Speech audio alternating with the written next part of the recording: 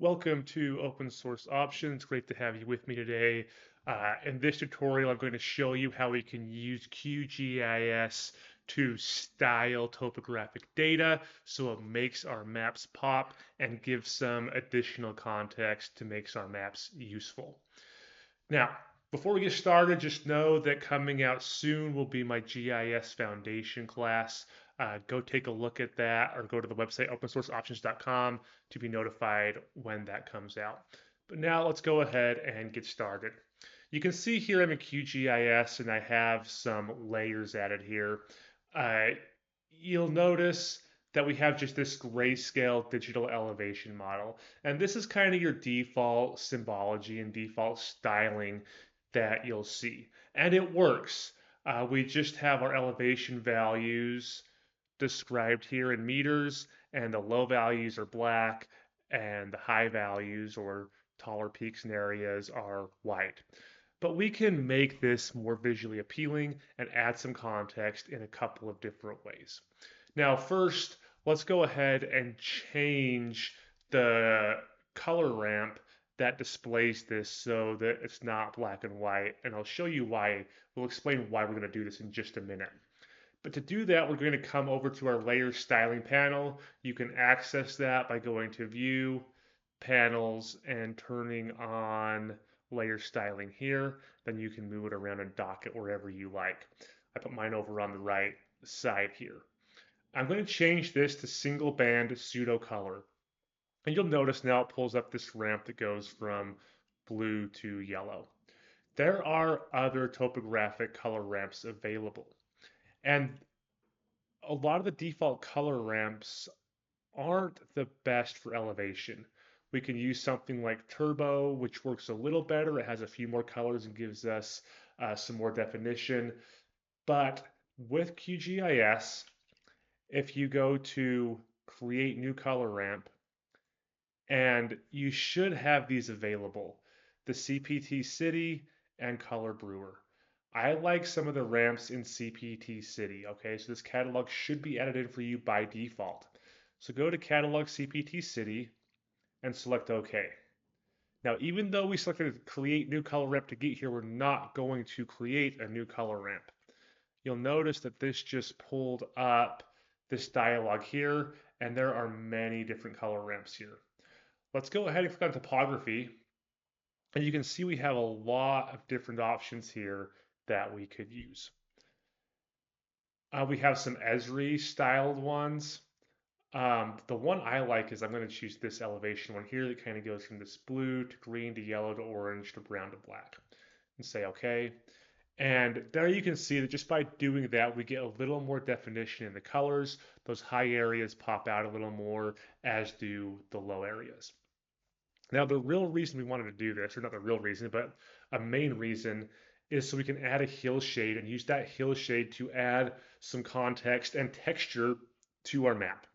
So if you're not sure what a hill shade is, we'll create one so that you can see it. And there are a couple of different ways to do this. I'll show you both of them. One is we can just create a copy of this layer. So let's duplicate the layer here, right click, duplicate. I'm going to slide it up on top, and I'm going to rename this to Hillshade so that we can keep things straight. Instead of copy, I'm just going to call this HLSD for Hillshade. And now when I turn this on and I come over here to my symbology options for this layer, make sure you have the Hillshade layer selected in the table of contents. And instead of single band pseudo color, I can select Hillshade here. And now you can see this hillshade. It gives us kind of this surface, textured surface that shows what the topography looks like. That adds some additional context that we don't get with just that color gradient. Now, we can adjust these parameters here. Usually you won't need to. We can see where the flat areas are. We can see where the steep areas are and the rough areas are. And we can combine this with our color gradient by changing the opacity. So I have the hillshade on top of my color DEM. I'm going to pull the hillshade opacity down to about 40%. Okay, and now you can see that we have that color with that texture. And you can play around with this opacity to see where you like it. We can put it up higher, we can pull it down lower. Usually between 40 and 60% is your best option depending on exactly what you're trying to show. But you can see that just by adding that hill shade in, we have a whole lot more context and a whole lot more definition in there.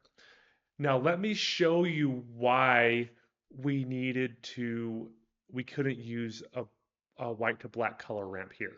So first, it's because the hill shade has that black to white color ramp on it. But if we come here and let's go back to our styling on our DEM, which is this filled full, um, let's go back to single band gray. And now we do this and we can't really tell. I mean, we get some, it's much harder to tell where those high areas are because we have a transparent black and white over a black and white, and it can kind of confound the other one. So generally speaking, our dark values are in lower elevation areas and our light values are in higher elevation areas. We have white values here and white values here, and it's hard to see which area is higher than the other, which is why we go back to single band pseudo color, and I have to go back and pull this color ramp in again, but you'll get to see it. So we create new color ramp. We come down to catalog CPT city, we click OK, it pulls this up, we go to topography, and we select elevation. And there we have that. And that is how we can create some striking topographic visualizations that are cartographically correct and also cartographically appealing.